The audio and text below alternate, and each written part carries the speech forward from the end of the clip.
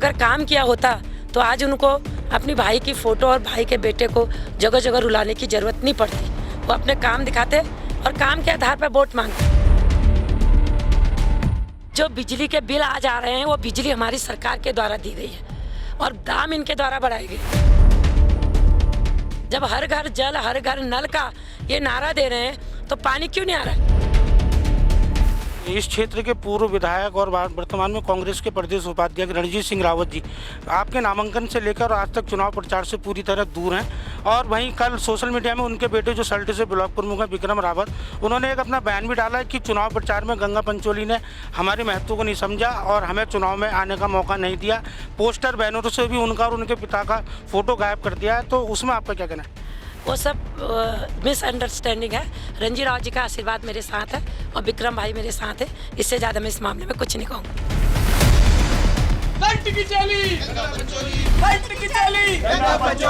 News 31 Uttarakhand में आप सभी का स्वागत है।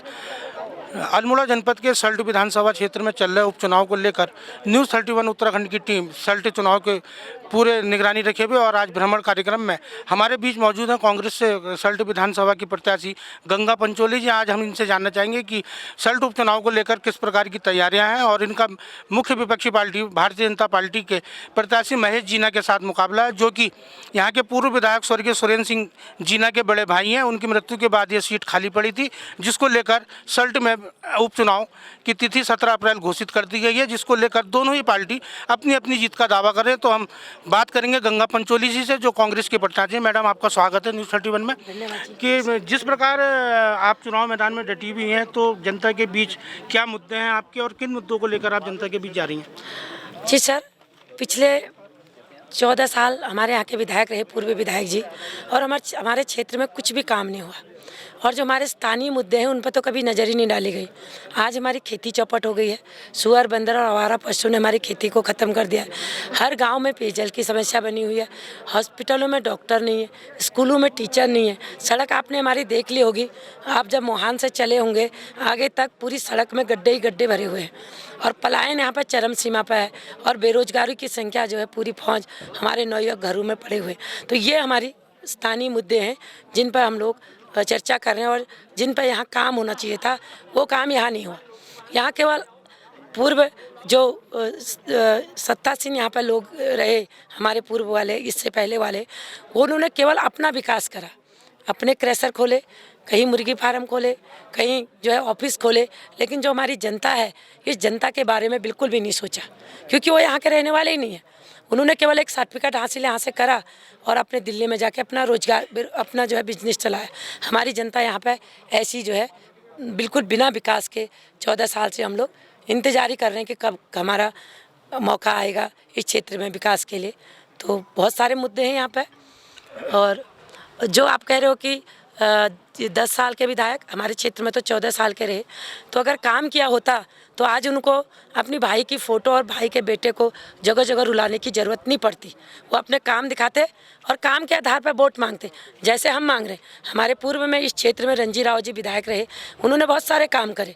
हरीश राव जी यहाँ के मुख्यमंत्री रहे, उन्होंने बहुत सारे काम करे। मैं कुछ साल में 5 साल ब्लॉक प्रमुख रही और प्रताप बिष्ट जी हमारे विधायक थे, हम दोनों ने मिलकर बहुत सारे काम करे। आज हम उस काम के जो बल पर अपने वोट मांग रहे हैं, कह रहे हैं हमारे काम को देखो और हमें वोट दो। और वो उनके जो है दिवंगत भाई की फ़ोटो नचा नचा के वोट मांग रहे हैं। तो फ़र्क ये है काम करने में और खाली लोगों को बरगलाने में। मैडम, दूसरा सवाल मैं आपसे करूंगा कि जिस प्रकार भाजपा प्रत्याशी सहानुभूति वोट को लेकर अपनी जीत का दावा कर रहे हो, उधर आपने भी कहीं ना कहीं अपने प्रचार के माध्यम से कहा कि सहानुभूति वोट जो है वो जनता का आपके साथ हो, तो इस पर आपका क्या कहना है? जी, जब मैं चुनाव हारी, मैं तो एक महिला हूँ और अक्सर लोग, बड़े बड़े लोग भी चुनाव हारने के बाद घर में बैठ जाते हैं, लेकिन मैं दूसरे ही दिन से चुनाव हारने के बाद मैं 2022 की तैयारी पर लग गई और जनता के बीच में रही। जनता के सुख दुख में मैंने साथ दिया। तो लोग तो कहते हैं कि पिछली बार हमने गलती कर दी, आपने क्षेत्र की प्रत्याशी को हरा दिया और हमारी सिंपैथी तो लोगों के मेरे साथ है। उनके साथ कहाँ की। वो तो इतने सालों में, जब कोरोना काल था, कभी हमें ज़मीन में दिखा ही नहीं। और जबकि मैं तो हमेशा ज़मीन में रहती हूँ, अपने कार्यकर्ताओं के साथ, अपने क्षेत्र की जनता के साथ हमेशा खड़ी रहती हूँ, कंधे से कंधा मिलाकर उनकी आवाज़ को बुलंद करने का काम करती हूँ। तो सिंपैथी मेरे साथ होनी चाहिए या उस व्यक्ति के साथ होनी चाहिए जिसको आज तक जनता ने यहाँ देखा नहीं।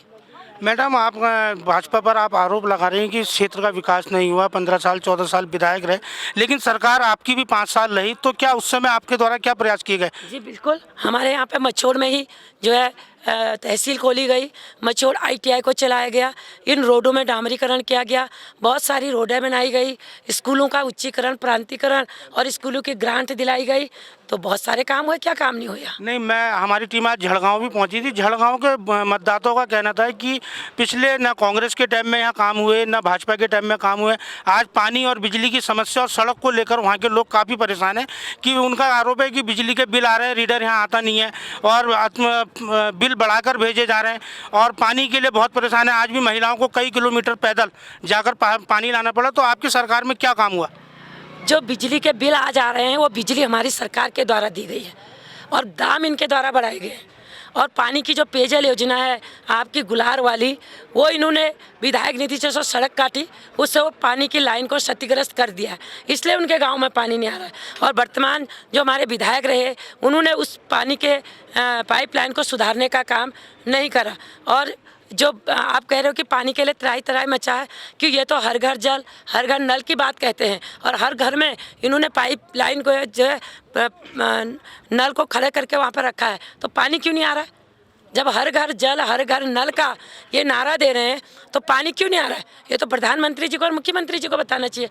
ये तो हमारे लिए क्वेश्चन है ही नहीं। हाँ, बिजली हमने लगाई, हमारी सरकार ने लगाई, बिल ये बढ़ा रहे हैं, उसका जवाब भी ये देंगे क्यों बिल बढ़ के आ रहा है। मैडम, आप अपनी जीत के प्रति पूरी तरह आश्वस्त हैं, 100% आश्वस्त है। लेकिन यदि आपका जनता ने आशीर्वाद सल्टी इस बार दिया, तो क्या किस परिस्थिति से विकास कार्य होंगे, जो जनता की समस्या है उसका किस प्रकार से आप समाधान करेंगे? और 2022 का भी चुनाव क्योंकि नज़दीक है, और 2022 के चुनाव से पहले आपके लिए एक सेमीफाइनल भी है, तो इस पर आपका क्या कहना है? सर, हमारे तो हम जो चुनाव लड़ रहे हैं यहाँ पे, ये सल्ट विधानसभा के स्थानीय मुद्दों को लेकर लड़ रहे हैं। और मैं आपको कह रही हूँ कि विगत 10 वर्षों से इस क्षेत्र में हमारा विकास शून्य हो गया है। हमारे जीवन के आधार जो खेती थी वो समाप्त हो गई। इन्होंने तो गौवंश वध कानून ला के हमारी खेती को ही चौपट कर दिया। आज सारे आवारा पशु हमारी खेती में जो है चर रहे हैं। तो हमारा काम होगा सबसे पहले मुहान में पशु मेले को खोलना। अगर हमारी सरकार आएगी, इन्हें तो नहीं करना है, 2022 में हमारी सरकार आएगी, महान पशु मेला।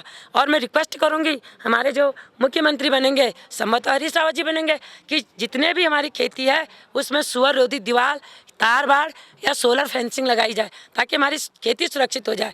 और हर गांव में जो है पानी की व्यवस्था की जाए, और पलायन रोकने के लिए छोटे छोटे लघु और कुटीर उद्योग लगाए जाए, ताकि हमारे बच्चे हमारे घरों में रह के अपना स्वरोजगार कर सकें। मैडम, युवाओं में भी देखा जा रहा है काफ़ी रोष है, क्योंकि बेरोजगारी उत्तराखंड में बहुत ज़्यादा है।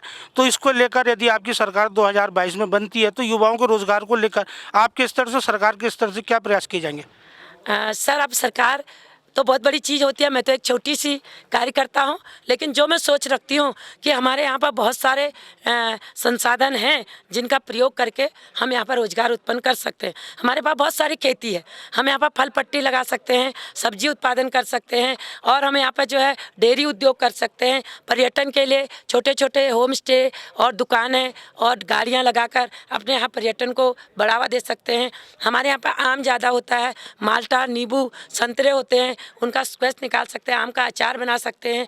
मत्स्य पालन यहाँ पर हो सकता है, भेड़ पालन, मुर्गी पालन, बकरी पालन, पॉली हाउस, बहुत सारी चीज़ें ऐसी हैं जो हमारे यहाँ पर हो सकती हैं, जिससे हमारे नौयुवकों को रोजगार मिल सकता है। अंतिम सवाल आपसे कि मैडम, इस क्षेत्र के पूर्व विधायक और वर्तमान में कांग्रेस के प्रदेश उपाध्यक्ष रणजीत सिंह रावत जी आपके नामांकन से लेकर आज तक चुनाव प्रचार से पूरी तरह दूर हैं, और वहीं कल सोशल मीडिया में उनके बेटे जो सल्ट से ब्लॉक प्रमुख हैं विक्रम रावत, उन्होंने एक अपना बयान भी डाला है कि चुनाव प्रचार में गंगा पंचोली ने हमारे महत्व को नहीं समझा और हमें चुनाव में आने का मौका नहीं दिया। पोस्टर बैनरों से भी उनका और उनके पिता का फोटो गायब कर दिया है, तो उसमें आपका क्या कहना है? वो सब मिसअंडरस्टैंडिंग है। रणजीत राव जी का आशीर्वाद मेरे साथ है और विक्रम भाई मेरे साथ है, इससे ज़्यादा मैं इस मामले में कुछ नहीं कहूँगी। धन्यवाद।